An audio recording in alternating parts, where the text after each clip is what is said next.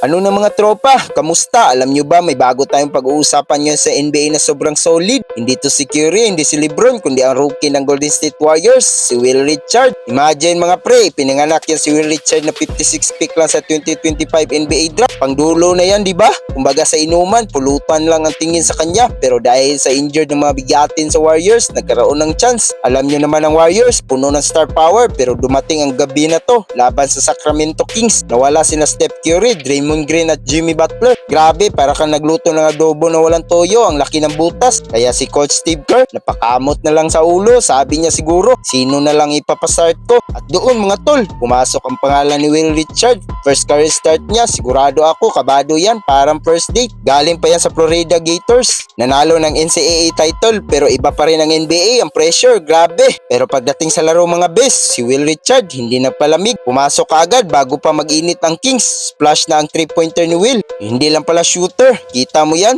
Drive yan parang kape sa umaga. Mabilis at panggising. At ito pa, akala mo ba tsamba lang yung una? Ito naman, malupit na dribble. Grabe, sa first quarter pa lang, parang veterano kung maglaro. Hindi lang basta umiscore, kundi efficient pa. Ang galing pumosisyon. Tuloy-tuloy ang atake, ang mga screens, ang bagkat, ang mga diskarte niya. Halatang mataas ang basketball IQ. Hindi lang siya nag-aabang sa corner, sumasali siya sa laro. At yung mga depensa ng Kings, hindi na alam ang gagawin. Ang ending mga tol, nagtapos siya na may 30 points. 30 points sa kanyang unang career start. Ilang 3-pointers yan, 5 3 ang pumasok. Siyempre, ang lahat nakatingin kay Coach Steve Kerr. Kilala natin yan, seryoso at meticulous sa player rotation. Sigurado ako napailing yan sa gulat at tuwa. Parang ganito, teka muna, rookie ba to? Ba't parang galing sa championship team to maglaro? Sabi ni Kerr after ng laro, he's shown he's an NBA player. The experience, the poise, he doesn't turn it over. He makes the right play. Grabe, ang laking papuri yan mula sa isang legend. Kahit natalo ang Warriors sa larong yun, 121-116 ang score. Si Will Richard ang silver lining, pero alam mo ang pinakastig na part mga pre. May nagtanong kay Richard, ano, masaya ka ba sa 30 points mo? Ang sagot ni Will, no, we lost. Walang ere, walang yabang. Ipinakita niya ang maturity ng isang totoong winner. Para sa kanya, mas importante ang team win kaysa sa personal achievement. Kaya pala siya hinangaan ni Kerr kasi para siyang isang champion veteran na. Kaya yan ang kwento ni Will Richard mga tropa. Mula sa pagiging late second round pick,